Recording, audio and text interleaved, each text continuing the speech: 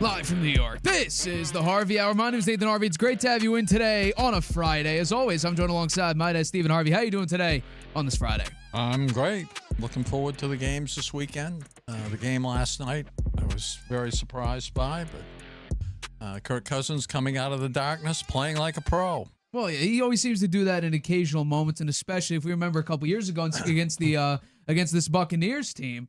He had a 500-yard game, goes into overtime. He averages about 340 yards per game as an Atlanta Falcon against the Tampa Bay Buccaneers. So he's been absolutely tremendous against these Bucs on this Falcons team. But Kyle Pitts, last time, what was 3 touchdowns, 150 yards, 96. Shannon Sharp was the last tight end to do that. So we saw what a lot of people have been hoping for from Kyle Pitts for years at this point. But here's the sad part. It's not going to happen again. It's just the way Kyle Pitts is. We've seen that over the course of his career. High expectations, low output, some great games, some really, really bad games. So we'll see. But the Bucs are in danger. Big time. Right now, they're behind the Carolina Panthers in the division. And if the Panthers beat the Saints and beat the Bucs, they win the division. So it's not a good look for the Tampa Bay Buccaneers giving up that division after so long. But we got a lot to talk about today. We got a lot of news, some crazy news that broke over the course of the week. Very, very shocking news. Also, Joe Burrow is potentially, I don't even know how to really play this. Where is Joe Burrow coming from? And that's actually the first topic of today's show, because after a crippling loss to the Buffalo Bills, where they were dominating through basically the entire game, Joe Burrow, in a media press conference heading into Week 15 against division rival the Baltimore Ravens, had this to say in the press conference. Take a listen. If I want to keep doing this, I have to have fun doing it. You know, I've been through a lot, and if it's not fun, then what am I doing it for? I'm not sure there was a singular moment or of time. It's just reflection on a lot of things that I've done and been through in my career. I think I've been through more than most, and certainly not easy on the brain or the body. So just trying to have fun doing it again. So my question to you is, how concerning are Joe Burrow's comments? Oh, I'm surprised by this. I watched this several times. He did turn 29 on Wednesday. It was his birthday, so not sure why he's so unhappy. 4 years ago, he was 25, 2 months away from going to the Super Bowl. So he's been to the Super Bowl. But I think part of his problem is his injuries. He spent half of his career has been spent rehabbing from injury. But to see these comments this week, when just last week after the game, it was 180 degrees different from that. He said, I fought my butt off to get back to this spot and to be able to be out there with everybody for our organization and the city. So that's what I'm going to continue to do. I take it very seriously. I love what I do, and I'm going to continue to do what I do, to do it, he said. And just Wednesday, he said, I want to keep doing this. I have to, if I want to keep doing this, I have to have fun doing this. And I've been through a lot. If it's not fun, then what am I doing it for? He said there's a lot of things going on right now, a lot of things going on, both professionally and personally. So I'm not sure what he's saying here. Is he saying because he's tired of being injured, he may be getting ready to call it quits? Or is he want to be traded? And I find it, you sign up for playing professional football and you get paid $50+ million a year to do it. Can you really sit there and be sour grapes? I don't know. I guess... I don't know. Is he saying he's, because of all his injuries and missing all his time, he's healthy now and he's playing football again. So I'm not sure why I'd be complaining about that. Or is he hinting that he wants to be traded? I'm not sure. Well, that's the question I want to ask you. What do you think when you hear Burrow's comments? What do you think Burrow's saying? I think he wants to be traded because he makes $50+ million a year. How can anybody be unhappy when they're making that kind of money? And he's still got a lot of time left on his contract. So he wants to be with a winner. I think that's what makes it fun for him, winning. And I can understand that. So does he want to be out of Cincinnati? I can see why he might want to be. Well, I think that's a big part of it. I think also a big thing is realizing that this is an organization, and sometimes quarterbacks fail teams. A lot of the time, it's teams fail quarterbacks. And we've seen that. I mean, think about what Baker Mayfield. The Browns completely failed him. They gave up on him. You know why? It's interesting. This season with the Buccaneers, Baker's doing the same thing that got him kicked out of Cleveland. Playing when he's not injured enough to miss games, but injured enough to not have big impact or really significant impact, or in some cases, positive impact. You could have a lot of impact. He's a gunslinger. Sometimes we see in this one, when you throw for sub 50% completion percentage through a large part of the game, you're not completing easy passes. Mike Evans got 12 targets and really looked ineffective. The numbers are huge just on some big-time completions. But largely, Baker Mayfield was missing a lot of open throws. In this case of the Cincinnati Bengals, this is an organization that has failed, and what I've said in the past, the best quarterback in the NFL. We're talking about a team and a quarterback. Until Jalen Hurts was the only one who significantly counteracted the sheer impact of Patrick Mahomes and the Kansas City Chiefs. He's the only guy. He beat him in the AFC Championship game, a feat that we haven't seen since Tom Brady at the time. Going head-to-head against him, it was the only one that was comparable. We look at other quarterbacks. Josh Allen can't beat him in the playoffs. Jalen Hurts lost to him in a Super Bowl. We're seeing Lamar Jackson can't beat him. You know who did? At one point, undefeated, Joe Burrow. And we can look at the pay disparity and all of that and realize how much they're paying on their offense. How about just the complete miss? Duke Tobin, director of player personnel, and also Mike Brown, not paying the defensive players that you had that made your defense not great, but at least average, passable. And what happened last time? You had a passable defense. Super Bowl, AFC Championship game. You haven't had a better run in your franchise's history than those 2 years in 2021 and 2022.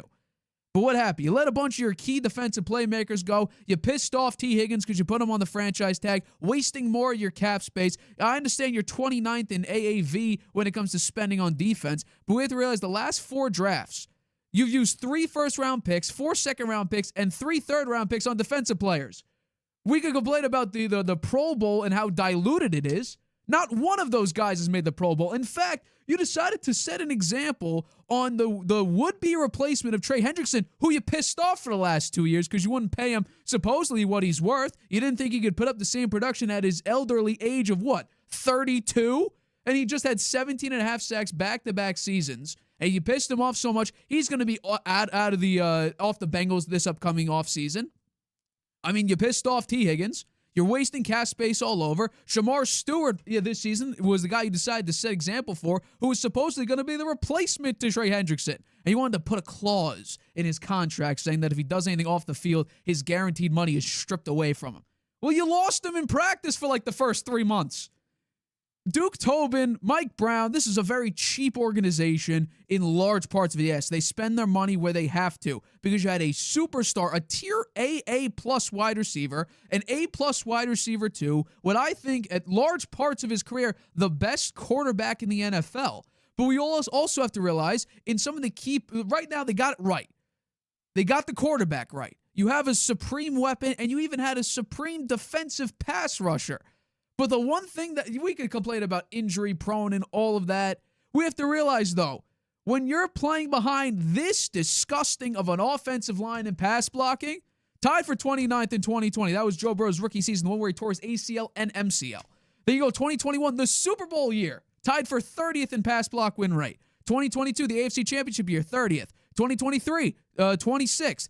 Last year, where Burrow should have been the MVP just based on the numbers alone, but you went 8-9. Dead last. And finally this year, you're 28th in pass block win rate. This has been a disgustingly embarrassing franchise for the level of talent you have. You put a competent coach and competent front ownership up there with, just put them there, you're guaranteed to have winning season upon winning season. And what the sad part is, this is the perfect season for Joe Burrow, Lamar Jackson, and Josh Allen to all run the gauntlet. They have their opportunity at a Super Bowl. You know why? This is the first time we've seen Mahomes and the Chiefs really have a big crack in their armor, where they may not even make the playoffs. Lamar Jackson couldn't miss the playoffs. Josh Allen can't beat out Drake May and the Patriots, who went 4-13 the year prior, and Joe Burrow's Bengals are 4-9, and he hasn't played really at all this season besides 1.5, 2.5, 3.5 games this year. So this is embarrassing. I completely understand. Joe Burrow has every right to be frustrated with this organization. If he wants to retire, I can understand, because we have to realize that Joe Burrow has played fewer games than Andrew Luck and has like 30 more sacks taken than Andrew Luck. Luck retired because of injuries. Luck retired because the Colts couldn't figure out an offensive line. That is very much sounding like what Andrew Luck said when he retired. He wasn't having fun. He was getting battered and bruised, surgery after surgery. And this is what Joe Burrow, still in my opinion, you put him healthy. He's a solidified top three quarterback. And we're seeing it time and time again. There were 2 back-to-back, what the hell are you doing plays. They were obliterating the Buffalo Bills. They were doing the bad defense and an offense that was shaky at times, but with Joe Burrow out there, T. Higgins was playing on a concussion. They were absolutely blowing out the Buffalo Bills, and probably they were moving the ball when Joe Burrow threw the pick 6 to probably at least score another field goal, or most likely, in my opinion, another touchdown. Buffalo should not have won that game, but they did on 2 crazy interceptions, one of which was tipped. The other one should have just been thrown in the dirt. It got pick 6 by Benford. So last week was ridiculous. They're going up against the Baltimore Ravens this week. I'm picking the Bengals again. I picked them on Thanksgiving. I'm picking them again because this is a team that is making moves and actually going places and has an opportunity. I know it's crazy. The division is still very much wide open for them. They just have to figure out what the hell they're doing. Well, I think based on your analysis, Burrow, he's hinting he wants to be traded. Absolutely. Because you look at the I said that last year. You look at the offensive line stats. He's out there.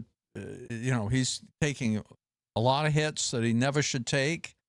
The win rates are just awful. They're down at the bottom of the league every year. Yeah. And the year they went to the Super Bowl, they were tied for 30th. And Burrow, he got sacked some enormous number of times in the playoffs. Just unbelievable, like 8-9 times a game. Yeah. And they still made it to the Super Bowl. So I agree with you. Joe Burrow is one of the top quarterbacks in the league, for sure. In that Super Bowl, he got sacked 7 times. 7 times. And they still had a 100.9 passer rating. He threw 1 touch, had 263 yards. And had a couple of bad calls there at the end. The Logan Wilson hold. Yeah. I mean, to remember that Jalen Ramsey fell down. Jamar Chase was wide open. Aaron Donald got the game-sealing sack. Yeah. So I think it's, he's not going to retire. Anybody making $50 million a year is going to hang in there, I think. And he's no different. And it plays out time and time again. The guys that are making the most money, they hang around for as long as they can. And I think that Joe Burrow is no different. But I do think that he's hinting he wants to be traded. And I've said this in the past. Joe Burrow is not a quarterback that needs a top 10 defense for his team to go places. His Super Bowl year, he had the 23rd best running attack and the 18th best defense and 17th best scoring defense. His offense was 7th. They went 10-7. They beat they beat the Chiefs in the championship game and actually had a really good opportunity to beat the Chiefs in the Super Bowl. The following year, the Rams. The Rams, excuse me. Yeah.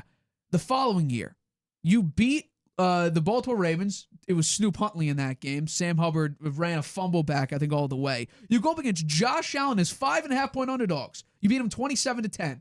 And then you go up against the Kansas City Chiefs, and it's a 3-point loss. But in that season, you had the 7th best scoring offense again. You had the 16th best total defense and the 29th best running attack. All you need is adequacy. You don't need top 10. You don't need top 5. Some of these teams need that. Joe Burrow does. You don't even need to have a good running attack. Yeah. You just need a level of competency, which the Cincinnati Bengals have not figured out. And it's only going to get worse and worse and worse because you have cheap ownership. You have a general manager and a scouting department that is basically you and me plus like 3 other people. That's how small their scouting department is. It's by far the fewest in their own division, let alone the entire NFL. No. They can't get their drafts right. They piss off their own players. They're about to lose another great defensive player. Remember, they had Jesse Bates on their team at one point. A phenomenal defensive back currently basically rotting on the Atlanta Falcons because they're not going anywhere. You had him. You also had a bunch of interior defenders. You had Larry Ogunjobi, him with B.J. Hill, were really good pass rushers.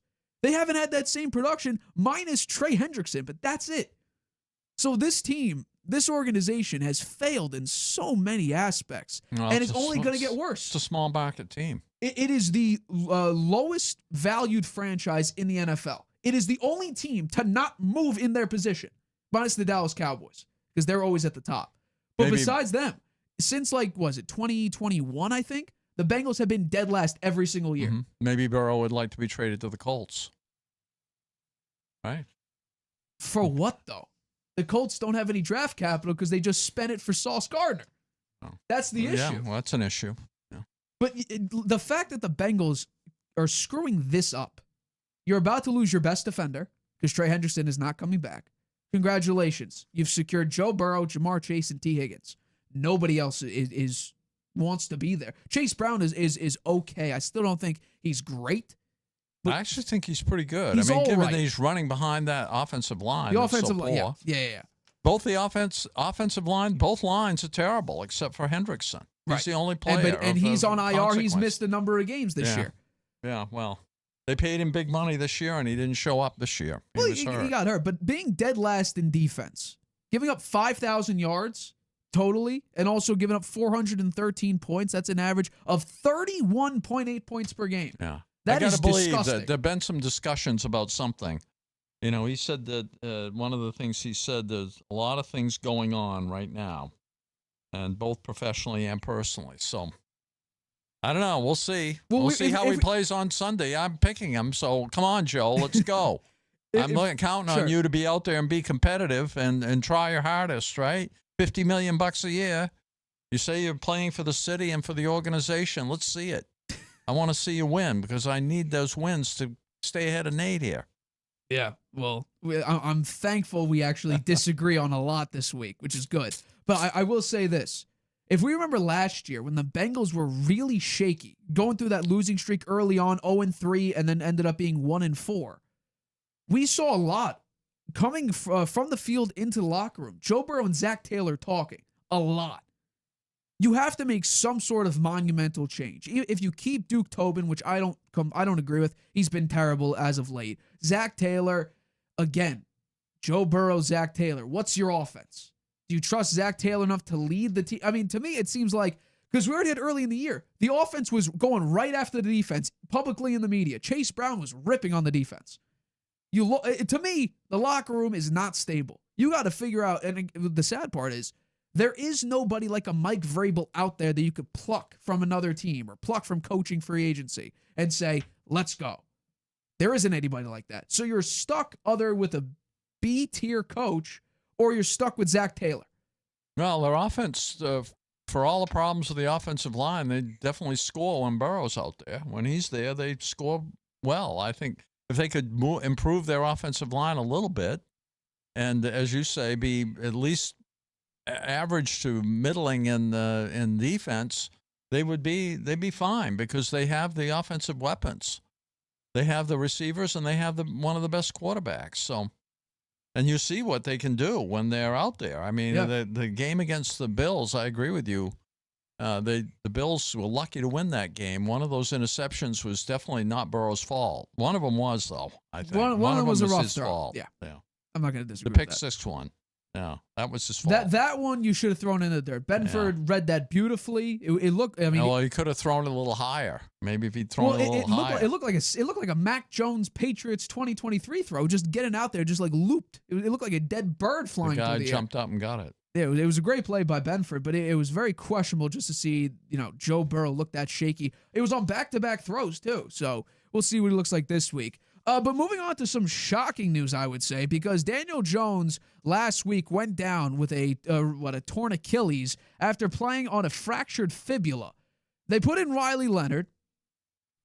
He wasn't great, but again, expectations have to be really low. So what did they do? They switch it up and decide to pluck a 5-year out-of-the-league veteran who is currently a semifinalist for the Hall of Fame, Phillip Rivers. They signed him to the practice squad. He had a couple practices. We actually have some practice footage of Phillip Rivers throwing. I mean, I don't love that is his throwing motion, but it looks weird. He's 44 years old. Supposedly, Shane Steichen thinks he looked even better than what he thought of in practice. So it looks like he's lining up to be the starter for the Indianapolis Colts, going up against the Seattle Seahawks defense. So it's kind of a two-parter here. Do you like or dislike the Colts' decision to go out and get Phillip Rivers? And what are your expectations heading into Week 15 as 13.5-point underdogs against the Seattle Seahawks? I like the decision. It's a human interest story. It's a guy who, I guess he maybe he regrets retiring the first time. I mean, he was a 17-year veteran when he retired. Why? And he retired after they went to the playoffs, right? The last time the Colts had been to the playoffs. So why'd you retire, Philip? Why did you retire? You said, I thought the ship had sailed before the Colts called.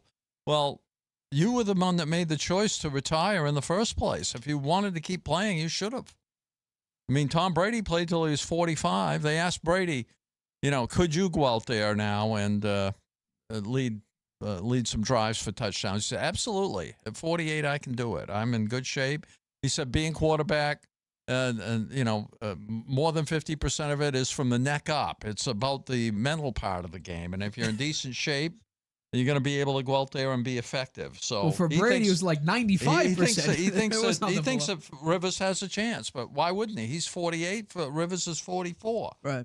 So he's stepping into a time warp, attempting to come back in a bid to save the Colts season. So he could be the hero if he could come in and do that.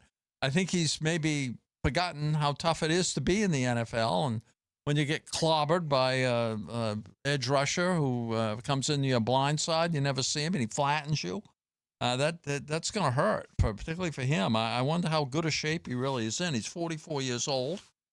He signed on Wednesday. He did it because he says of his relationship with Steichen. They're good friends, and they run the same offense. Rivers is coaching in high school now. They run the similar offense to the Colts, so he knows the offense. And familiarity with the organization. He has a lot of respect for the organization. They took a chance on him when he had a poor season in 2019, brought him in, and they went to the playoffs at 11-5 record. And then he retired, so I guess he regrets that because now he's coming back at 44. 14 of his former teammates are still there, so that's pretty interesting. In 2020, again, he was 11-5. Last time the Colts went to the playoffs. He's coaching in high school right now, so he's not totally out of football. He says he watches the the Colts and the Chargers every week. He watches a lot of football. He says, I watch all of football. Something about the opportunity excited him. He says a door opens and you either walk through it, or you run from it. He said there is a risk, but the only way to find out is to go for it. He says he felt almost like it was a gift, another opportunity to play and cut it loose with the guys on the game you love to play. I mean, he's being nostalgic here, and maybe he's been away from the game for 5 years. He's thinking about all the good stuff, all of the camaraderie and all of that. Not sure. When he gets hit, could be a different story. As Brady says, most of the of playing quarterback is from the neck up, but does Granddad really have it left in him physically? I think that's a big question. Oh, I think absolutely, and especially because you've been out of football for 5 years. And again, when you left football, you were going toe-to-toe with Josh Allen and the Buffalo Bills in the playoffs and had a legitimate shot to actually win that game. I think right now it's unfortunate that the Colts are playing a very difficult stretch of their schedule, the rest of the season, and Phillip Rivers might be the starter. If you played him, early on in the season when you weren't playing that difficult a competition and Phillip Rivers came back and Daniel Jones was injured, maybe you have a better shot and this wouldn't look, as bad as it does, especially going from what you were with starting Riley Leonard as 11.5-point underdogs to now with Phillip Rivers at 44 being 13.5-point underdogs. Again, nobody, and by the way, he just turned 44 4 days ago. I don't think anybody in their right mind is thinking that Phillip Rivers is going to go out here and look like 2007 AFC Championship San Diego Chargers Phillip Rivers. I don't even think a lot of people think he could redeem himself all the way back when he was 39 years old on the Colts and then put up, nearly 4,200 yards, 68% completion percentage, and have a respectable 24 touchdowns, 11 picks. This is just to see, people like me who grew up with these superstar quarterbacks having another glimpse of what we lost. Tom Brady's out, Aaron Rodgers on his last leg, Big Ben, Peyton Manning, Phillip Rivers, Eli Manning, all of them. This is a little nod to that. It's a little bit of a nostalgic run, like you said. I think that's what I'm looking for. seeing Phillip Rivers wearing 17 again, playing football. I think it's going to be fun to watch. Unfortunately, you're going to get killed because your offensive line, as we've seen, and the coach of the Seahawks, McDonald, I'm pretty sure that's his name. He's just going to blitz the hell out of you. That's all he's going to do. Because think about what not Lou Anarumo, Steve Spagnuolo did on the Chiefs. Late in the game, they're up 20-9. What does he do? Boom, pressure. All of a sudden, the Colts offense becomes stagnant. Does not move. Jonathan Taylor also, from being Offensive Player of the Year, 1-1 with Puka Nacua and JSN, now is completely, in my opinion, fallen to third on that list. Because at the last, 6-7 weeks, where has he been? He's been largely a no-show. There's been a couple games here and there, but overseas against the Falcons, he does a pretty good job at scoring touchdowns. Yeah, he had like 3 rushing touchdowns. But we've seen recently, where are the 100-yard games? Where are the multi-touchdown games? Hell, where's the touchdown games? So I think it's going to be interesting to see what Phillip Rivers is going to do, because think about it. I think that you still have Jonathan Taylor technically. Your offensive line in general is pretty good. You still have Alec Pierce. You have Michael Pittman Jr. You have Josh Downs. You have some guys. You have Tyler Warren. I think it's going to be interesting to see how this offense operates and how Shane Steichen puts Phillip Rivers into this, because we also have to remember, even though Phillip Rivers was retired, Kyle Shanahan was going to use him if they somehow beat the Eagles in the NFC Championship game when he tore his UCL. They were going to call up Phillip Rivers because supposedly Shanahan and Rivers were very close that year. And supposedly, I read somewhere Shanahan talked about it, Shanahan and Rivers would be in the Zoom meetings with the team. So they would be going over stuff, learning plays and whatnot. So Rivers was very close with Shanahan. They would have used him if they somehow beat the Eagles in, 2023 in that Super Bowl to face off against the Chiefs. So these coaches we see now, Shane Steichen and Phillip Rivers, when he was on the Chargers, they were close. All of a sudden you build this relationship. Now you're basically running the Colts offense as your high school team. Shanahan wants Rivers in case, think about it. We had a lot of free agent quarterbacks. And also, I'll add this because it's making the rounds on social media. Cam Newton says it's a slap in the face. He should have been that picked. Shane Steichen did not want him over Phillip Rivers. What I will say is, as Patriots fans, and then what we saw firsthand is, Cam Newton was okay. First 2-3 games, perfect. The rest of the season, post-COVID, when he got COVID. He got COVID. I don't think he ever really fully recovered from that. Right. He was terrible after he came back. And then you go back to Carolina, you score a couple rushing touchdowns and scream to the camera, "I'm back." You ended up actually losing that game. And that season with Carolina, you play 5 games, go 0-5, have a 54.8% completion percentage, 684 passing yards, 4 touchdowns, 5 picks, a phenomenal QBR of 30.4, and a passer rating of 64.4. Phillip Rivers, the last time we saw him, was leading the Colts against Josh Allen and could have beaten him in the 5 playoffs. years ago. 5 years ago. Why did he retire? Hold on. No, Cam Newton was only 4 years ago. Yeah. Oh, so it's not that yeah, but drastic 4 of a years ago, difference. he was playing lousy. Right? True. He was playing lousy 4 years ago. 5 years I want to ago, make that comment Phillip about Cam Rivers Newton. was playing playoff football. Yeah. Now, I don't understand why he retired. And I wonder what his family thinks about this, right? What does his wife think? He's going to go out there and get his head decapitated. I think they're probably pretty worried. I think they should be, too. I mean, he hasn't played any football, and now he's going against the Seahawks defense, one of the best defenses in the league. I think that they got to pray that they can get their running game going a little bit to take some pressure off him, because if he's going to be dropping back to pass all the time and they have no running game going, he's going to be a target, and it's going to be ugly, I think. So I'm going to watch the game. I'm really interested, and I hope he does well, actually. I'd love to see it. I'd love to see him get him back into the playoffs and do a playoff run with him at quarterback. It would be really interesting, but I don't see how it can happen. I really don't. Okay, so these are the betting for Phillip Rivers. The over-under passing yards. I want to make what is your prediction for what FanDuel is giving for a line of Phillip Rivers against the Seahawks? Over-under passing yards, Phillip Rivers. Under 200. Oh, by far. The line for Phillip Rivers. Under 150. That's the number. 150.5 over-under. Yeah. The passing attempts is 27.5. If Phillip Rivers throws 27 passes and can't get to 150 yards, this is going to be a 45-13 blowout. You can't throw it 27 times and have 150 yards. That's like Jackson Dart level. Yeah. But Jackson also has like 2 rushing touchdowns and half of a concussion by that point. So Phillip Rivers, we'll have to wait and see. Completions is 16.5 over under. This is going to be a fun game to watch. Now, I do not expect the Colts to play very well whatsoever. I'm going to enjoy watching this game. I think it's going to be fun to see Phillip Rivers out there again after 5 years. Hopefully he doesn't get hurt in the first play or two. You know? Right. And And think of Aaron Rodgers tearing his Achilles tendon on the 4th play of the game. True. Yeah.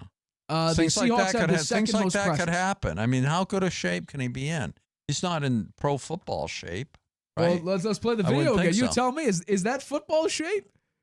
He looks like he's in pretty good shape, but He's still got spiral on that ball. yeah, he doesn't look like he's got a gut or anything. I mean, he looks like he's Velocity's not terrible.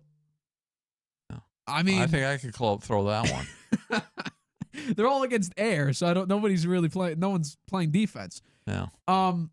Seahawks have the second. Oh, if you take away the Buccaneers because they played this week, the Seahawks have the most pressures in the NFL this year, which, by the way, is shocking, surpassing the Denver Broncos. It's too bad they're playing the Seahawks in It this is. game. It'd Well, be the nice sad if they part were is- playing, one of the poorer teams, so he could get a little more acclimated before he has to play some of these games. But that's tough to go out against them. Right, I I mean, agree. they're a Super Bowl contender. Oh, absolutely. It's at Seahawks versus Niners versus Jaguars at Texans.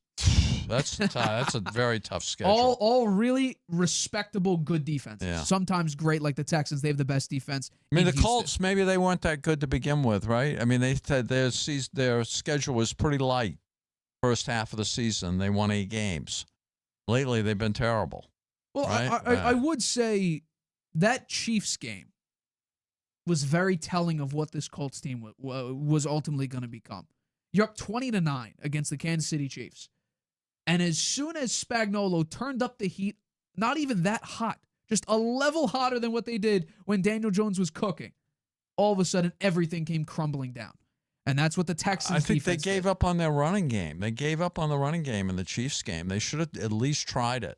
Against the They went Falcons, to they ran Daniel Jones 323 totally, and yards. they keyed on Jones, and it didn't work. It's crazy the difference because against the Falcons overseas, they ran 323 yards.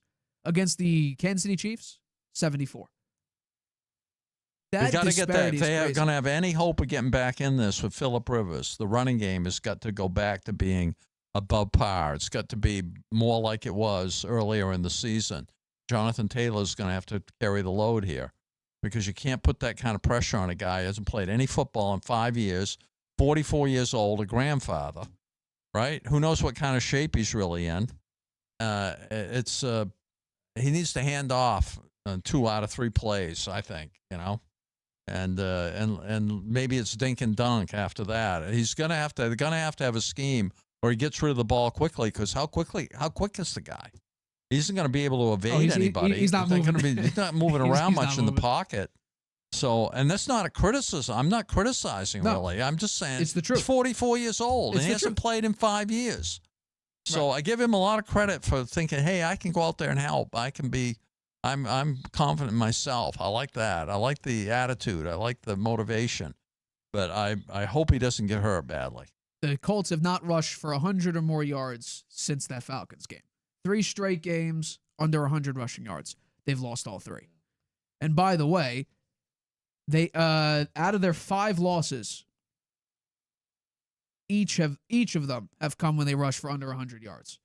They have 1 win when they rush for under 100 yards, and that was against the Las Vegas Raiders. Otherwise, they lose every game.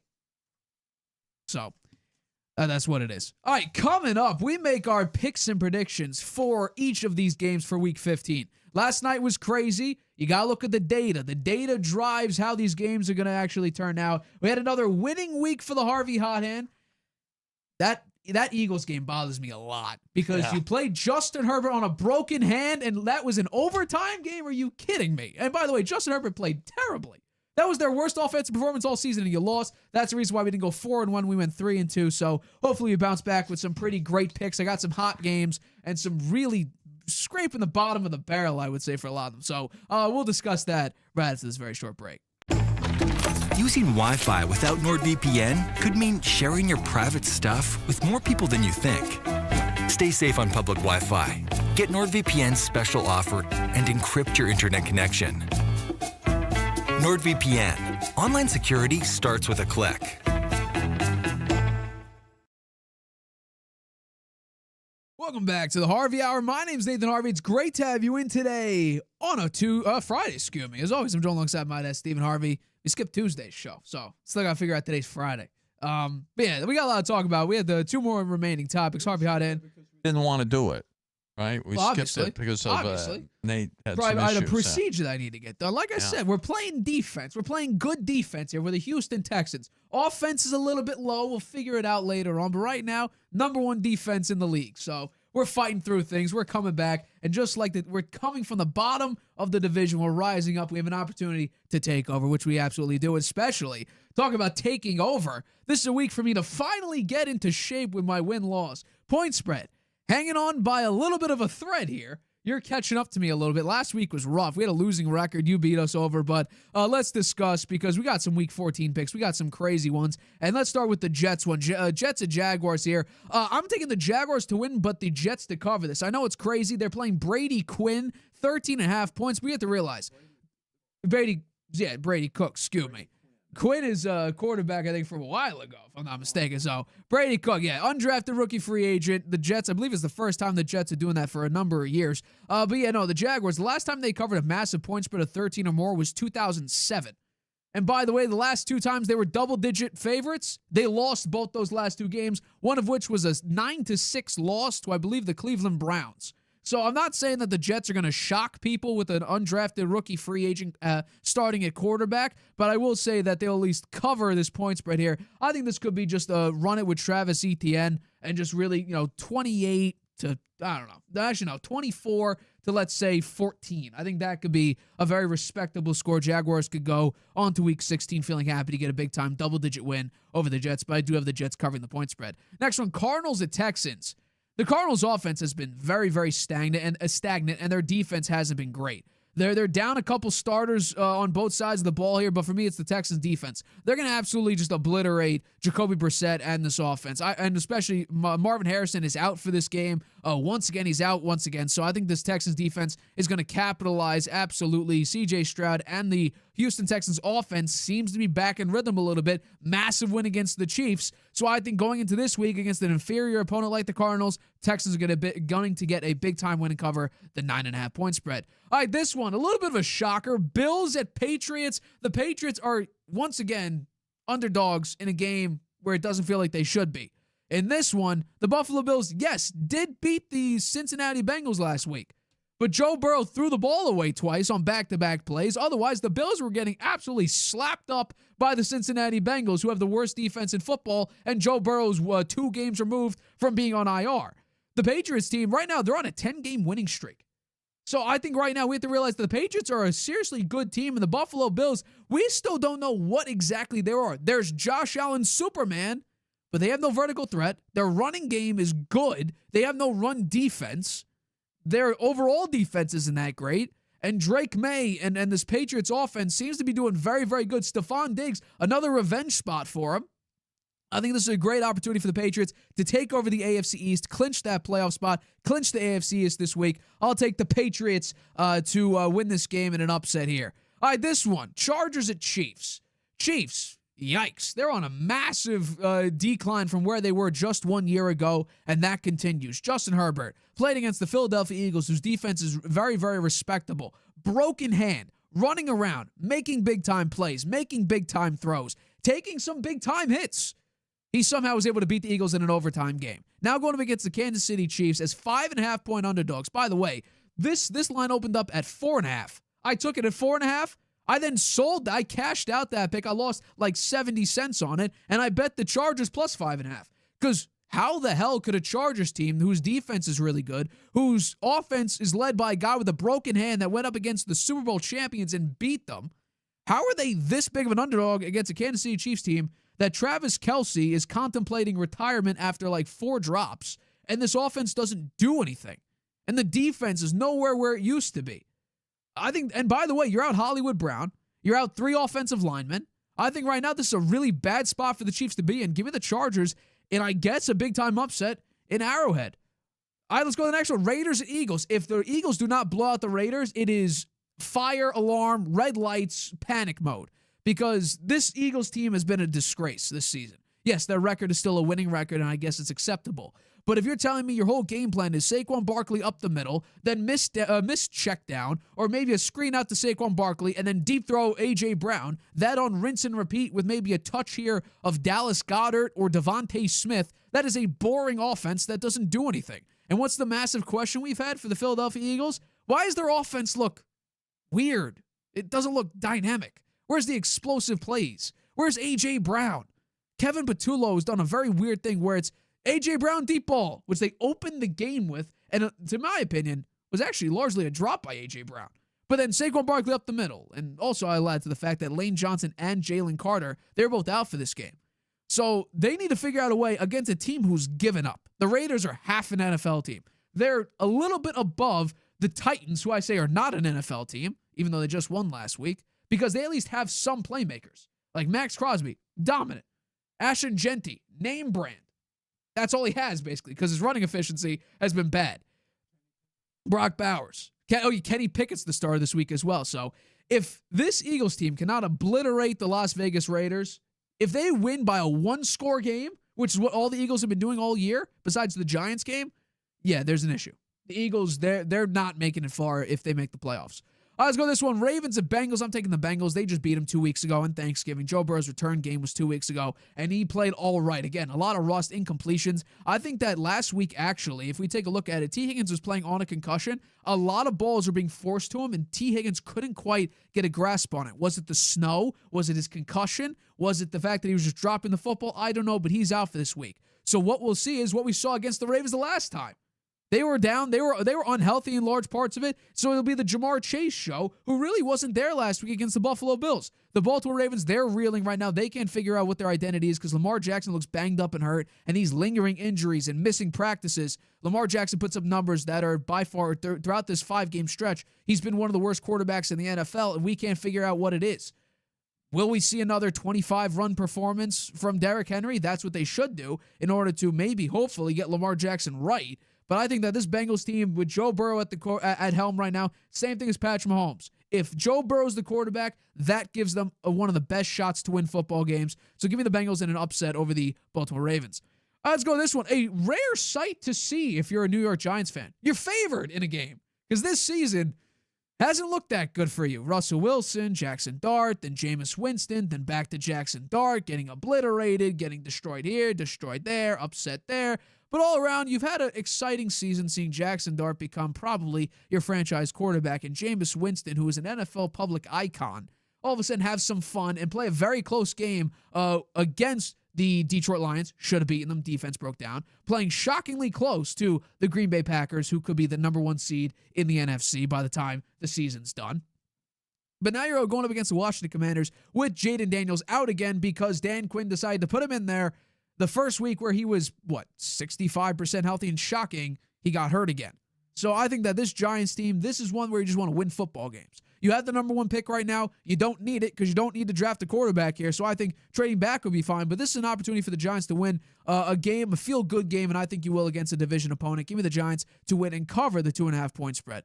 Let's go Browns at Bears. Bears, tough loss against the Green Bay Packers last week. It was a very, very good matchup, though. The defense got to Caleb Williams, and he did not play particularly well. He had moments, especially in the second half in the fourth quarter. He had some moments, but that first half was really bad. Shedeur Sanders, over was it 346 yards last week against a non-NFL team of the Tennessee Titans. Again, I have to add context here. He played very, very well.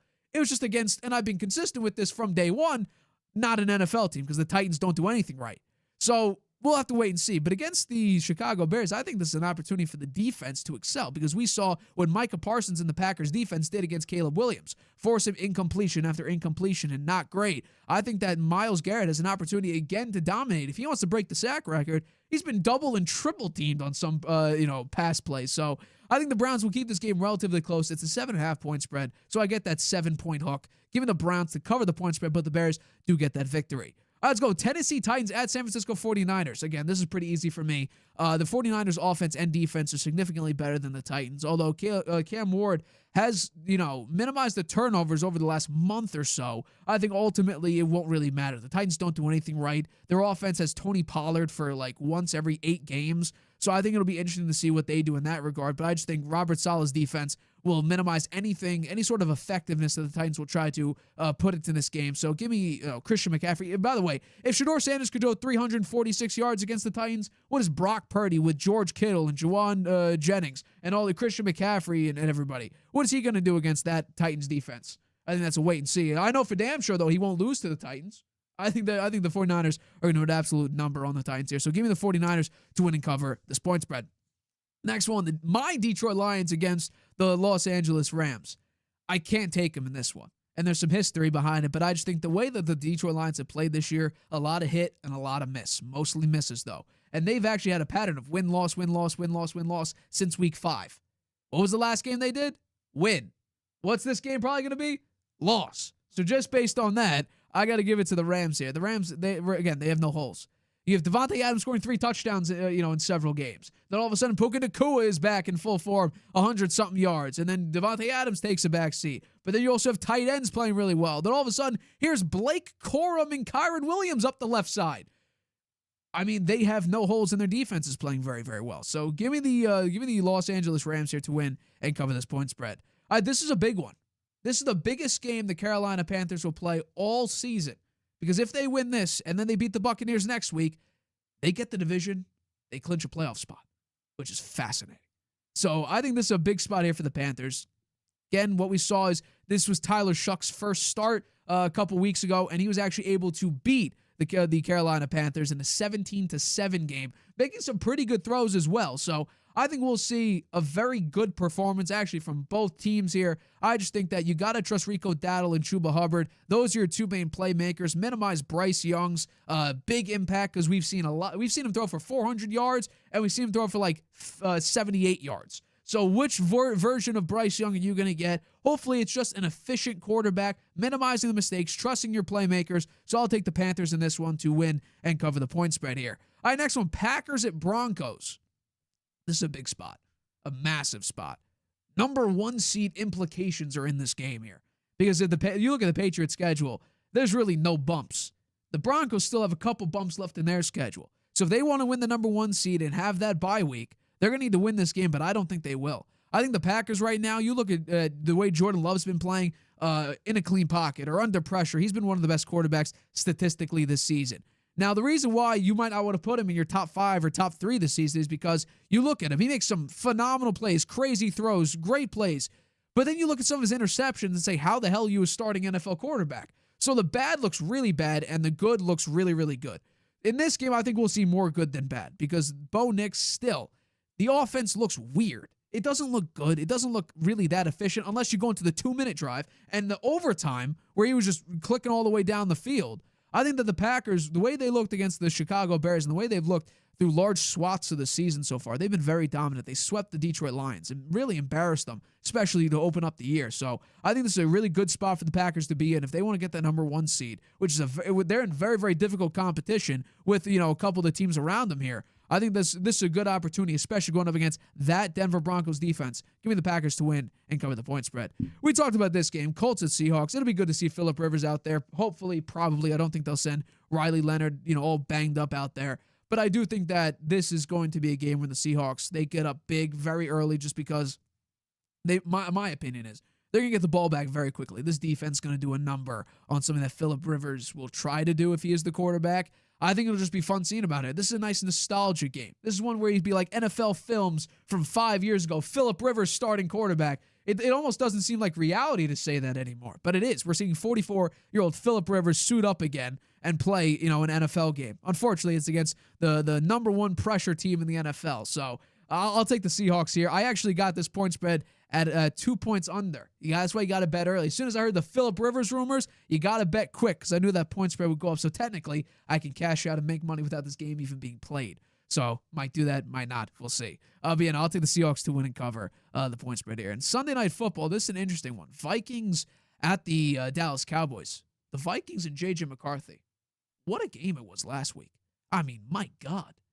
J.J. McCarthy looked good, like really good. And this defense did a really good job last week. Dallas Cowboys last week, where were they? You got obliterated by the Detroit Lions. Not a great look for you. I think this is a nice revenge game because I do think that the Cowboys, they still have something to prove. I think technically they still have a shot, especially with the Eagles falling off this cliff here. I think they still have a shot here. I'll take the win here. The point spread it scares me a little bit, but I will take the Dallas Cowboys to win and cover. I just think they're the better team overall. And finally, Monday Night Football. I have an upset. The Miami Dolphins will upset the Pittsburgh Steelers, and for one reason. TJ Watt's going to be out for this game. Historically, the Pittsburgh Steelers are 1-10 with TJ Watt out. Collapsed lung, dry needle, I think they said, for treatment. So he'll be out for this game. Steelers are 1-10 with TJ Watt out. The defense already isn't that great. Losing your best defender with the way that this team has looked, really hit, really mostly miss. The Dolphins, they did something that Tua's never done in his career. It's going to be cold, but we just saw him play in sub 40-degree weather and beat the crap out of the New York Jets.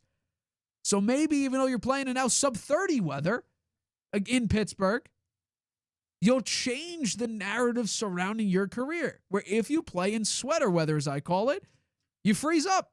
Maybe we're seeing a different Tua right now when everything is pushed to the middle of the table, jobs and desperation on the line. All of a sudden now the Dolphins, they're on this winning streak. Mike McDaniel in this offense looks good. I think I know why. Devon Achane's been all over the place. They're running the football at an incredibly high level. Maybe you should have done that when Tua was throwing 2 interceptions and 3 interceptions a game.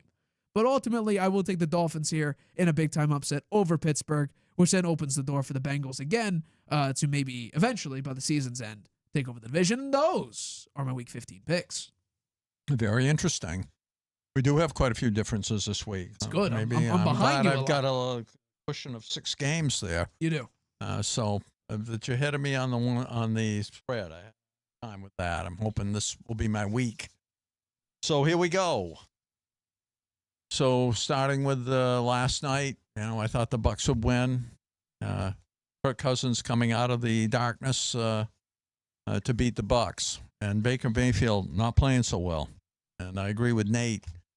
His going out there and playing when he's probably still hurt, it doesn't help his case much. And he did that against the Browns, and it cost him his job. I don't think that will happen here, but the Bucs are in trouble now.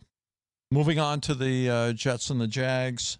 I got the Jags 13.5 point spread. I would agree with Nate that the Jets would cover, but they're playing Brady Cook. I never heard of him. And he played pretty poor when he replaced Tyrod Taylor last week. So I think the Jags took over the lead of the AFC South. They have a 4-game winning streak, but I still think Trevor Lawrence is a question mark. The trade for Jacoby Myers was maybe the best of all the trades at the deadline, and those two, Lawrence and Myers, seem to be clicking, and that's helped them quite a bit here during this win streak. He's helped unlock their offense, Myers, and he was good when he was with the Patriots. I think they made a mistake letting him go and picking up Schuster. That was bad. But anyway. Despite the questions about Lawrence, the Jets are starting Brady Cook, as I said, and he's an undrafted free agent. In relief of Taylor last week, he completed less than 50% of his passes, had 2 interceptions and 6 sacks. And they lost 34-10 to Miami. So I think the Jags defense has the second most takeaways. The Jets don't have an interception yet. And the Jags are at home. So that's crazy. I like they don't the have Jags. An interception. And I'll say they'll cover only because Brady Cook is starting at quarterback. 13.5 points is a very big spread. Cardinals at Texans, minus 9.5. I got the Texans and the points there. The Cardinals have lost 10 of 11 and 5 in a row. They've abandoned the run to rely on Brissett's arm. I think that's a mistake. This has allowed the opposing defenses to tee off on the quarterback for Brissett. Since Week 10, he's been pressured on 108 dropbacks. That's 33 more than any other quarterback in the league. This failing strategy has resulted in early deficits. deserting the running game and the constant catch-up mode. Houston's defense leads the league in most passing defense analytics. They can generate pressure with just their front four. Their offense has been improving, and I think Stroud has been playing well. So Texans at home and the way they've been playing with their defense, and the Colts, just very poor this year. I wouldn't be surprised if Gannon gets fired at the end of the year. So I'm taking the Texans. The Bills and the Patriots, I'm with you. I'm taking the Patriots. I got my Patriots hat on, my Patriots sweatshirt here. I'm a Patriots fan. Pats have won 11 and 10 straight, beating only one team with a winning record, and guess who that is? The Bills. The Pats can win the AFC East title by beating the Bills at home. Josh Allen stands in their way. He played great in a close win over the Bengals last week. James Cook fumbled twice in that game. He's got an issue there, but he's a great running back. May will feel the most pressure of his career in this game, I think, it's going to feel like a playoff game because the Bills have to win to stay relevant in the division, a chance for the win of the division, which they've won in the last 5 years. And the Pats, kind of a Cinderella team, and wanting to win this game and win the division. The Bills and the Pats both have top 10 offenses and defenses. The Bills have won the division, as I mentioned, each of the last 5 years. The Pats are playing at home. I'm picking the Patriots because they're my team, as I said. May's performance, I think, will determine the outcome of this game. Moving on to the Chargers and the Chiefs. I'm taking the Chiefs and the -5.5. I think these teams are evenly matched, except on offense. The Chiefs are 6 in EPA per play, and the Chargers are 13th. So there's quite a difference there. On defense, the Chargers are 8th in EPA per play, and the Chiefs are 16th. So those things kind of offset one another, and I think it'll be a very close, evenly matched game. The Chargers have won 6 of the last 8, and the Chiefs have lost 4 of the last 5. The differences in this one and me are Herbert's hand. I mean, he didn't. That guy's I give him a lot of credit for being tough, man, to go out there and play after he had his hand operated on, had a plate put in it, and he was out there playing with that crazy cast he had on, and he's out there running the ball. So, I think that's still an issue. It could be a little different this year. This week against the Chiefs. The Chiefs are better than the Eagles, I think. I still think the Chiefs are better than the Eagles, so it's going to be a little tougher on the Chargers playing against the Chiefs. And the Chiefs are at home, and they're desperate. So they have to win this game. So I'm picking them, but I could be wrong. The Raiders at the Eagles. Eagles -11.5. I'm taking the Eagles and the points. If they can't beat the Raiders by 11.5, then, they're the doubts that we have about them and the serious issues, and looking at 2020, a repeat of 2023 when the defense fell apart. This year it looks like their offense is falling apart. Hurts couldn't have played much worse in last week's game. I think this is their opportunity to get back on track, playing at home against the hapless Raiders. Since week 9, the Eagles can't seem to score on offense. They're 29th in points per game with only 16.2. when they averaged 26 points per game before that. The Raiders are even worse, only 12.8 points per game. Matchup favors the Eagles. Kenny Pickett's going to start for the Raiders. He considers a little bit of a revenge game because the Eagles traded him to the Raiders. The Eagles are at home. I think they're going to win. Whether they'll cover this point spread, they need to make some sort of statement of what kind of team they have. They really don't know who they are. So we'll watch this one with interest, but I do think the Eagles will win it. The Ravens at the Bengals, I agree with you. The Ravens are falling apart here. I don't think they'll beat the Bengals. The Bengals still have a breath of a chance to make the playoffs. And so do the Ravens, of course. But the Ravens lost to the Bengals last time, 32-14 on Thanksgiving Day, and Burrow's return. Why should this game be any different? With Burrow and the offense scoring 30-plus points, the Ravens haven't scored 30 points since week 8. 36 points in their last 2 games combined. Bengals still have a faint playoff hopes, as I mentioned, and will also be incentivized to ruin the Ravens' playoff hopes. So I'm taking the Bengals in this one. The Commanders at the Giants. The Giants, as you say, favored in a game. We don't see that very often. I'd say this is the battle of the NFC cellar dwellers playing for a draft pick. The Giants right now could have the number 3 pick, the Commanders at number 6.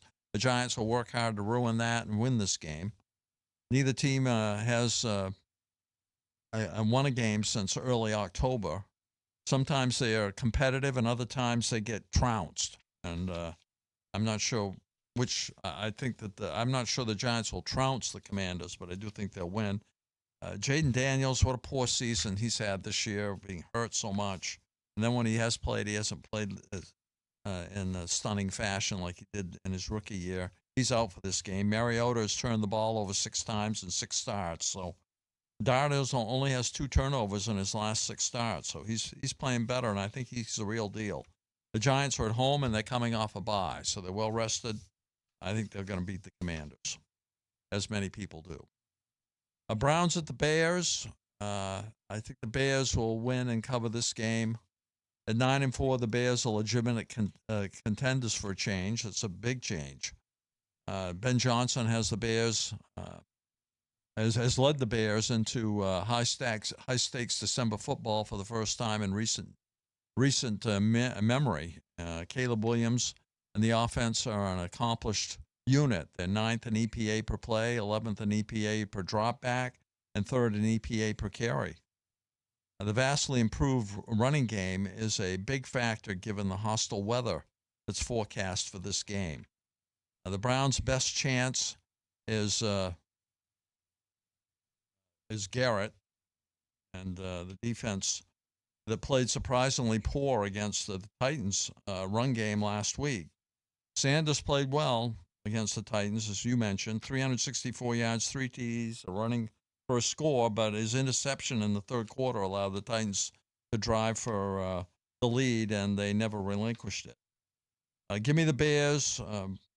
Ground and pound in bad weather to be too much for the Browns in this one. The Browns may get the number 1 pick. And I guess a question for you, maybe at the end here, think about it. Should they take a quarterback? The Titans at the 49ers. I don't think the 49ers are going to cover in this one. I think of Brock Purdy. He's a little questionable here. And 49ers had 2 weeks to prepare for this game. And the Titans have 2 wins. So preparing for 2 weeks against a team with 2 wins, I'm sure the 49ers are going to win. Will they cover? The Titans have played pretty well against some of the better teams. Shanahan and Salah have, I think, brilliantly navigated the many injuries this season to win 9 games and be within 1 game of the division lead. They must win to keep up with Seattle and the Rams, and so I'm pretty sure they're going to win. They should win going against a rookie quarterback who is playing better. I think he's played quite a bit better, actually, but is sacked the most in the league, and the Titans also have the interim head coach going up against Shanahan and Salah. McCaffrey leads the league with 322 touches. He's going to be well rested coming off a bye. Purdy should do well against Tennessee's poor pass defense. 49ers have won 5 of 6 coming off a bye, so they look like a winner, but I don't think they cover that. Big point spread. Lions at the Rams. I agree with you. I like the Lions, but I think the Rams will be too much for them, and I think they will cover that 6-point spread. The Rams have one of the best pressure defenses and one of the best quarterbacks and one of the best wide receiver corps. Burrow and Young on defense will pressure Goff early and often. I think Detroit plays man coverage, and Stafford excels passing against man defense with a 21 touchdown to 1 interception ratio. If the Lions can't pressure Stafford, he will burn their injury-riddled secondary. So give me the Rams at home. Moving on to the Panthers and the Saints. I think there's a very good chance the Saints could win this game. They beat the Panthers once already. Tyler Shough has showed that I think he's the real deal. I think he's going to be a quarterback for the future for the Saints. But I'm picking the Panthers. The Panthers smell blood and a chance to win the division with the Bucs' loss last night, which really upset Todd Bowles, man. He was swearing and cursing, and he was really upset with his players. So I don't know. Maybe that will jumpstart them and they'll beat the Panthers next week. I don't know. But as you say, if the Panthers win this game and they win next week, then they win the division. And maybe, hopefully, they're not looking past this game, and it could be a trap game for them. But and they did lose to the Saints last time. I just think they'll run the ball with Dowdle and Hubbard against the Saints defense that ranks in the bottom 10 against the run. And they're 6th against the pass. I think Young will be a game manager in this one. He's improved. I give him that with 5-game winning drives in the fourth quarter and overtime. That's second most in the league. It's a must-win for the Panthers, who play the Bucs twice in the next 3 weeks, and they also play the Seahawks. So they got to win this game, and I'm pretty sure they'll find a way to do it. But I wouldn't be surprised if they lost. The Packers at the Broncos. I'm picking the Broncos. I think the Packers, they've been good lately. They've been really good lately. They had a stretch where they weren't so good. I think against the Broncos defense, maybe the Packers that aren't so good are going to come back to haunt them a little bit. Although the Packers and Love have beat the Lions and Bears the past 2 weeks to take the division lead, Denver's defense is much better than either of those teams. Denver has 55 sacks so far. They're going for the record of 72. Packers have only given up 18 sacks, but this is a different defense. Knicks, I agree with you. He's up and down, not so much game to game, but within each game, he's up and down. But he somehow finds a way to pull out a win, and I think he'll do so at home on Sunday against the Packers. Colts at the Seahawks. It's a huge point spread. I think the Colts will find a way to cover that point spread. The Seahawks are 8th in EPA per play on offense and 1st in EPA on defense since their Week 8 bye. The Colts are on a 3-game skid. They lost Jones for the season to the Achilles tail last week. They're going to start the 44-year-old Rivers, who knows their offense, which is a plus, and they still have Jonathan Taylor. And I think that the team will really be up for it to play well for Rivers. I think everyone's going to try their best for him, and they do have playmakers on offense. And if Rivers is, he's in decent enough shape so he can withstand what will be a very tough pressure situation with the defense, because the Seahawks are one of the better pressure defenses, and they have a better defense than the Colts by quite a bit. And they're playing at home. I think they are prohibitive favorites to win, but not if the Colts can run the ball. And they will have to make, if they can, I think they'll make it interesting. I'll be watching this one to see what Rivers can do. Moving on to the Vikings at the Cowboys. I'm taking the Cowboys -5.5. The Vikings won big last week but it was against the hapless Commanders with McCarthy playing a lot better, as you mentioned. If he reverts to the guy who overthrows receivers and throws interceptions, the Cowboys will win easily, I think. Vikings blitz at 49% rate, but Prescott has 1,123 yards against the blitz. CeeDee Lamb will be back from concussion. Dallas has the outside chance at the playoffs and is still playing and is also playing at home. So I'm taking the Cowboys in this one. Dolphins at the Steelers. I got the Steelers -3.5, even though Watt is not playing. Dolphins have won 4 in a row. The Steelers beat the Ravens to take sole possession of first place in the AFC North. The weather's going to be very cold, which will freeze the warm weather Dolphins in their tracks, I think. Particularly Tua, who is 0-5 when the temperature is below 40 degrees. However, Miami's hot streak does not rely so much on Tua, but on the running game with a chain. Since Week 10, they lead the league with 192.3 yards rushing per game. The Steelers have given up 466 rushing yards in the past 2 weeks. The chain is third in yards with 1,126, and first in yards per carry at 5.8, but he's got a rib injury. That's something that you didn't mention that I read about, and that could be a factor. Watt is out, hospitalized with a collapsed lung. Sounds pretty serious.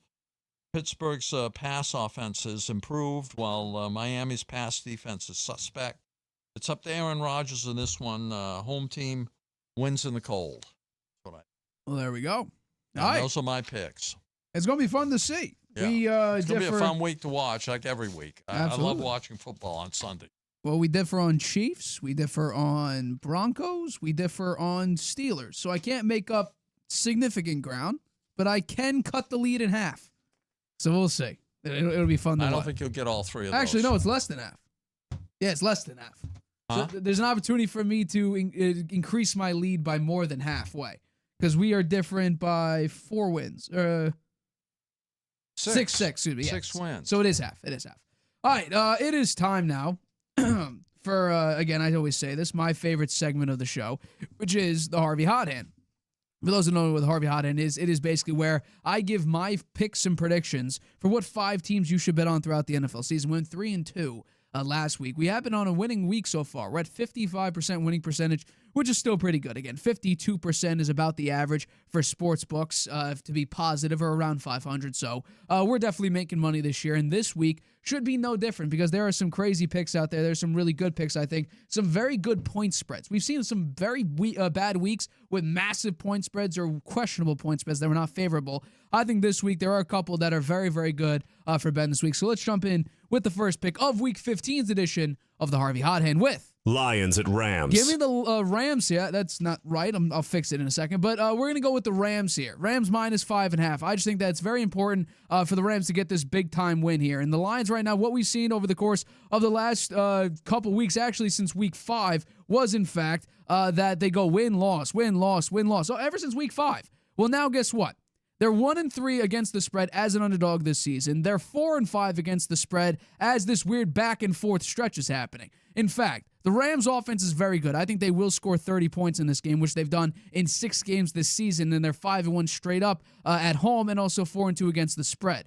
But if the Rams do reach this 30 points scored, the Lions are 7-24, which is 29%, when teams score 30-plus points throughout the Dan Campbell era. They do not do tremendously well if their defense gets absolutely cooked, and this defense will get absolutely cooked because you've lost a bunch of defensive starters. Brian Branch is done for the year. Your defense is all banged up again. I just think that ultimately the offense isn't as explosive and creative as it once was. We see a couple plays here and there, but ultimately I think the Rams there have no holes. Again, Puka Nacua is really, really good to start the year off. Then Devontae Adams scores 3-4 touchdowns in a game. Then all of a sudden we're seeing Puka Nacua comes back. Then rising from the ashes of fumble hell, Kyron Williams. But don't worry, Blake Corum's right next to him. This team really has no holes on either side of the ball. They're playing at a very, very high level. I just think that the Rams are an incredible team. They probably should get the number 1 seed in the NFC this season. So give me the Rams to win 30-23. They cover the 5.5 point spread. Colts at Seahawks. Give me the Seahawks in a big one here. This is a 2-point spread under what you can get now because I bet this early on in the week. You got to keep up with the point spreads if you want to make that money. Once I heard rumors of Phillip Rivers potentially coming back,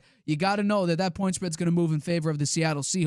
But yeah, no, this is Phillip Rivers' potential return game, and against the defense that has the most pressures in the NFL through 13 weeks, that's going to be actually through 14 weeks. This is going to be a massively poor spot for Phillip Rivers in his first game back after 5 years of not playing football to be in. Seattle has the best record in the NFL this season against the spread. They're 10-3. I think with this defense and with an offense on the Colts that really has lost its identity, which is Jonathan Taylor effectiveness on first and second down, with Phillip Rivers or hell, even Riley Leonard out there, and Jonathan Taylor not getting those 100-yard games or even really scoring any touchdowns, this is going to be a difficult spot for any quarterback to be in, let alone a guy who's been out of the league for 5 years and is currently, as it is today, before they announce he's potentially the starter, still eligible for the Hall of Fame. He's a semifinalist right now.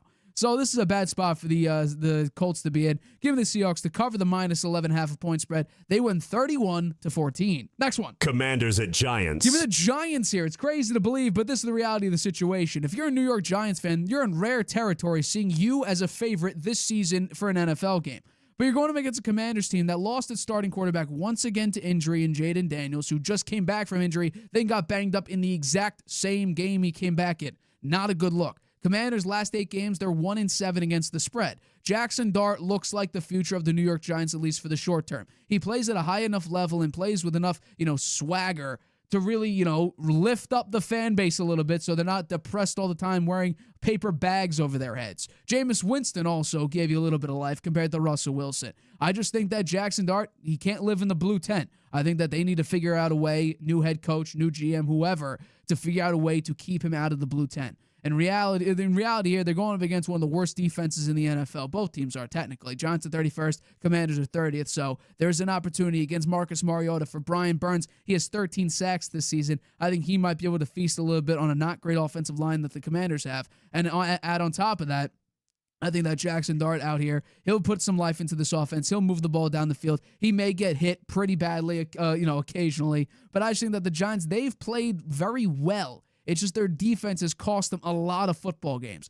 This team, in my opinion, should be closer to 500 than it is. It should be closer to 500 than it should be getting the number 1 overall pick in this upcoming year's draft. Their defense has just sold in several games. I mean, they could have beaten the Packers. They should have beaten the Lions. They got blown out by the Patriots, but still, you look at the Bears game, like Broncos. These are all games that you could win. Think about that for a second. They could have 6-7 wins right now before the season even ended. Add on this, they could be 8-9 potentially if the defense was just able to hold on to those leads. So it's an unfortunate place for the Giants to be in, and they're doing that without their best running back and their best number 1 wide receiver. So given the Giants here, it's a big-time win for them. They need to, raise the roof a little bit, put some energy back into this team. Give me the Giants 24-21. They cover the 2.5-point spread. Next one. Commanders at Giants. Titans at 49ers. There we go. Push the wrong button there. Give me the 49ers here in a big-time point spread cover. If Shedeur Sanders could throw for nearly 350 yards against this Titans defense, then what is Brock Purdy and this 49ers offense going to be able to do? I mean, really, let's be honest here. Right now, you're looking at a 49ers team since Brock Purdy came back. The last 3 games, they average a 15.3 average margin of victory. They've done an incredibly good job and now taking their really banged up defense and making it to something very, very respectable. They're also coming off a bye, so you have that extra week of rest for some of your maybe, couldn't miss time but still banged up players. I think Brock Purdy has played at a pretty decent level. Christian McCaffrey is still an absolute baller here. So I just think ultimately this is a bad spot for the Titans to be in. I've been consistent on this. They're not an NFL team right now. They don't have a long-term head coach of the future. The Cam Ward has not played well. The running game has been non-existent. Their offensive line is also non-existent. Their defense that they spent decent money on has not showed up whatsoever. Nothing is going right for them. So I'm taking the 49ers big time win. It's a big time point spread here, but the 49ers are just a significantly better team. They win 31-17 and cover that 12.5 point spread. And finally, Panthers at Saints. give me the Panthers here. It's a risky play, but this is the right play here because the Carolina Panthers, they're playing for serious playoff implications in this one. They have an opportunity beating the Saints and then beating the Buccaneers to secure up the NFC South, and thank God they play in the NFC South, the worst division in football. I think right now the Saints and Tyler Shuck, they had a great win over the Buccaneers, but we have to realize that this Panthers team is coming off a massive win as massive underdogs to the Los Angeles Rams, who I just said earlier have no holes. But they just couldn't get out of their own way, and the Carolina Panthers absolutely capitalized on Matthew Stafford's mistakes. So I just think right now you have to lean on Chuba Hubbard and Rico Dowdle because what you have to realize is 4 out of your 6 losses have come from multi-turnover games. You cannot turn the ball over consistently and expect, if you're not a superstar-level team with a superstar side of the ball, to overcome those turnovers. We've seen some really great teams overcome bad games where they just turn the ball over a lot. But we have to realize that this is not a team that can do that. They're not that great of a team. Rico Dowdle's had moments. Chuba Hubbard's had moments. Hell, Bryce Young's thrown for like 450 yards. But the reality of the situation is the Panthers are not a great team yet. They play in the worst division in football. They're capitalizing on a great moment here. Tyler Shuck played really well against this team before, so I just think it's a bad situation for the Saints to be in because the Panthers, they have a lot to play for. The Saints, they're trying to get the number 1 overall pick potentially. So I'm taking the Panthers here big time when they win 26-23. They cover the 2.5 point spread. And those are my picks for Week 15's edition of the Harvey Hot Hand. And as always, I bring you in to figure out what games you think are better odds for me to bet. I think this is a kind of a tough week. You have a lot of bad teams playing a lot of good teams. So he's scraping the bottom of the barrel here. I got the Giants. You have, I have the Panthers. You have big point spreads. You have the Jaguars, Jets, 13.5. Well, that's not a hot hand. No, I'm just saying. I'm just looking at some of these point spreads. Gotcha. You have the Eagles, 11.5. Yep. You have the 49ers at. Well, I have the Jets covering the 13. I know. But it is a big point spread this week. Yeah, it is a big point spread. So I don't disagree with your picks, other than I'm curious why you didn't take the Texans over the Cardinals at 9.5. Because it's Jacoby Brissett. You never know what you get with Brissett. They've been losing a lot of games. I just never know. And we have to realize a lot. Actually, they've lost 10 out of 11. True, but we have to realize that against the AFC South, Brissett has only lost 1-score games. So going up against, a 9.5 point spread, I feel a little bit worried about that. The Texans defense is like a doomsday defense. That's true. They're a historic defense now. Absolutely, they are. So that would be the only other one I might have subbed for. Which one would you swap? Panthers Saints. I think that Saints could that's win a 2.5. I have to eat up those field goal edges. I got to eat those up. Yeah. So, like, for instance, Giants, I took that one. I was thinking about the Packers, but that one is too high stakes. Yeah, we're talking about 2 potential number 1 seeds in each conference. Yeah, there's a lot to play for there, but those are my picks. So we'll have to wait and see what happens this week. A lot of really good games this week. Yeah, we'll see Phillip Rivers back in action. I still can't believe that Phillip Rivers is back. We'll see if he plays. I expect him to. That's what everybody's saying. Yeah. ESPN He's going to play. Saying. Everybody wants to see him. Yeah. Patriots. How are the Patriots underdogs at home with 11-2 record? Because they've only beaten one team with a winning record, and that was the Bills. They're undefeated against playoff teams. Actually, no. Technically, they went from 2-0 to now 1-0 because Tampa Bay is no longer in the playoffs now. But still, they're the only undefeated they're the only team that's undefeated against current playoff teams, and yet they're underdogs against a team they already beat. That was getting killed by the Cincinnati Bengals just last week. I think just the way Josh Allen's been playing, he's a guy that can put the team on his back and make up for mistakes that the defense makes, or Cook fumbling the ball, which he fumbled the ball right on the goal line last week. And they still wound up winning the game. So, he's a difference maker. And Drake May, how's Drake May going to play in this game? This is the biggest game of his career by far. This is a game, if they win it, they win the division. And so he's got to be thinking about that a little bit. Will he sleep well on Saturday night? I don't know. We'll see. Just a question. What's the biggest game this week, in your opinion? The highest stakes, the most on the line? Biggest game this week, in your opinion? In my opinion, would be the Chargers-Chiefs. I absolutely agree, and here's why. We didn't talk about it for a topic, but this is the week the Chiefs could be eliminated from the playoffs. Right. They would need, obviously, they would lose to the Chargers, which I have. The Bills need to beat the Patriots. The Jaguars beat the Jets. The Texans beat the Cardinals. That is a very realistic chance. A very, very realistic opportunity the Chiefs are eliminated during Week 15. And I'll say this just because this will be a discussion for years to come.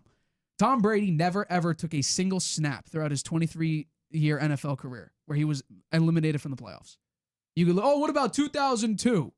The Jets played later that day. The Patriots won their game. The Jets won as well, but it was later on in the day before the Patriots game, or they played before the Jets did. Mahomes doesn't hold a candle to Tom Brady. I'm sorry. Well, I mean, he's a great player, but he's not of the caliber of Tom Brady. And when it comes down, when you look at all the stats, beat him twice in the winning, playoffs too. You look at how Brady played in all the Super Bowls he played.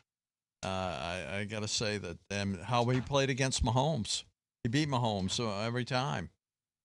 So I think that the Chiefs are not going to make the playoffs. Whether they get beat this week or not, I don't know. But this is definitely the biggest game because having the Chiefs knocked out of the playoffs really is a game changer and sets a very different tone for the playoffs. Absolutely. Going in it, particularly for a team like the Bills. I was just about to say. Yeah, for a team like the Bills, a team like the Ravens, who may not make it either.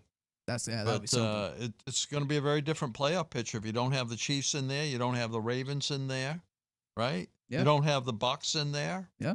Right? Those are 3 teams. You don't have the Lions in there. The That Lions would be may not something. make it. Cowboys, America's The team. yeah, that's right. Well, Yeah. the Cowboys didn't make it last year. Right? Correct. Yeah, Well, so- they were dealing with Dak Prescott's injury. Yeah, true. I'll say this though. But Yeah. the teams that will be in it that weren't in it last year, the Jaguars, right? They're probably going to make it. The Texans were in it last year. They'll be back. The Patriots are going to make the playoffs, so they weren't there last year. Yep. The Eagles, will they? They'll probably limp into winning the division. The Cowboys still have an outside chance to catch them, but the Eagles, will they go deep into the playoffs when they're playing? They look like the 23 team, except that the offense falling apart instead of the defense. Right. The Bears, they're a new team Bears, on the rise here with Ben Johnson. 49ers as well. 49ers. It looks like maybe the 49ers, the Seahawks, and the Rams will all make the playoffs. Seahawks is another team that missed it last year. Seahawks, yeah. So it's quite a different situation here than we've seen, and surprisingly so. Well, I'll leave with this question because I am curious what your opinion is on this. Let's say Mahomes does get eliminated from the playoffs. And let's say it's worst case scenario, maybe in this case the best case scenario. The Ravens are also eliminated from the playoffs. And Joe Burrow obviously would then also mean he's eliminated from the playoffs. You have 3 of the top 4 quarterbacks in the NFL gone. If Buffalo doesn't win the Super Bowl, does Sean McDermott get fired? If they don't make and win the Super Bowl, let's say make. If they don't make the Super Bowl. If they make the Super Bowl, there's no way he's going to be fired. If he doesn't make the Super Bowl. If he doesn't make it, not win it. If he doesn't make it to the Super Bowl with those teams gone, then I think there's a chance he could be fired. You cannot have a better opportunity if you're the Buffalo Bills. The Chiefs look washed. Everybody looks old, slow. There's no identity. They won't be there to play him. Exactly. So you have Mahomes, your one kryptonite in the playoffs, gone. Lamar, you always beat him in the playoffs. So that's not really kryptonite, but they're still a good team. Yeah, but could the Bills beat the Broncos? That's a good question. Yeah, that will be the game. Burrow right? also would be gone, who also beats the hell out of you generally. Should have beat you last week. Yeah, so that would be the game, the Bills against the Broncos. And well, then also you address the Patriots as well. The Patriots, who you may get swept by, you may have faced them at one point. True. The Patriots, I don't know. I think the Patriots, they've had a good. Their schedule has been very favorable to them. Well, you look at the Broncos. They beat the teams when it matters. And the Broncos have had their will tested more because they've had to pull out games at the end and been behind in many games. True. Found a way to win it at the end. I don't see the Bears as getting that deep. Interesting. I don't think they'll get that deep in the It depends on who they play. I would need to see the matchup. The Texans could be a surprise. They could be a spoiler, They could be a spoiler. They aren't in the playoffs at the moment, but I think by Texans the end, are, yeah. Oh, they are? They're Yeah. in. What, they're 7? They have the tiebreaker over the Colts. Okay. Yes, they are the 7th seed. Okay, so I don't see the Jaguars going that far. Wow. So I think Interesting. the Patriots, Bills, and Broncos in the AFC, and in the NFC. I don't trust Philly. No, I don't trust Panthers Philadelphia. are not doing anything. I think it's the 3 teams in the West, right? It's the Rams, the Seahawks, and 49ers. Those are the Sam 3 Darnold teams. playoffs. That's the only thing you got to worry about. Sam Darnold in the playoffs. Otherwise, I would tend to agree with you. I still can't really gauge what Green Bay is. I think Green Bay. On paper, they're great. I don't feel great about them. Jordan when I watch Love them. plays well down the stretch generally, and he's been doing that so far this year. But I don't know. That maybe they should be in the 3 there, and so be Rams, 49ers, and Packers, because the Seahawks with Darnold his playoff appearance last year was really not very good. It was absolutely bad. Especially it was against the Rams, who just took over the Vikings offensive line at the time. That was slightly banged up. But no, I actually agree with you. If they don't make the Super Bowl with their 3 top threats out, there has to be something. Because that means that you went through a bunch of. This will be the Bills' best chance. They have to. This will be their best AFC chance. They'll game. have to take advantage of it. They'll have to get by the Patriots, right? They'll be playing them. I think at some point, yeah. If they're the 5 Well, seed. no, they're the 1 seed. The Patriots will probably could be the 1 seeds between them and the Broncos. Right. But if they're the 5 seed, they would play the Pittsburgh Steelers. They would. I assume they would beat them. If they can't then beat they the play the Steelers. Patriots. They play the Patriots in the divisional that way. If the Patriots are the then number they 1 play seed, the Broncos in the AFC they would play. Championship. Yeah. Well, it depends on who's the if 1 they seed. win. If the Broncos are the 1 seed and the Patriots Patriots would be the 2 seed. Then the Bills would play the Steelers. Let's say if the Steelers win the AFC North, they'll play the Steelers. Bills would beat the Steelers. They would play the Broncos. So whoever's the number 1 seed, and if the Bills remain the 5 seed, the number 1 seed plays the Bills. Starting from the 5 seed is a little bit of a disadvantage. Right? Really, you beat the crap out of the worst division. How many leader. Super Bowl winners have there been from the 5 seed? I don't think I would need to do a little bit of research on Yeah. that. I'm not sure off the top of my head. Well, we'll have to we'll be talking more about playoff opportunities here as we get closer to the end of the season. We don't have many more weeks to go. The answer, quick Google search, is 2. 2 from the 5 seed. The Tom Brady Tampa Bay Buccaneers and the 2007 Giants beat the Patriots. Both Super Bowls included Tom Brady. All right, that does wrap up today's show. We had a great show. Thank you for the constant support as always. We'll see.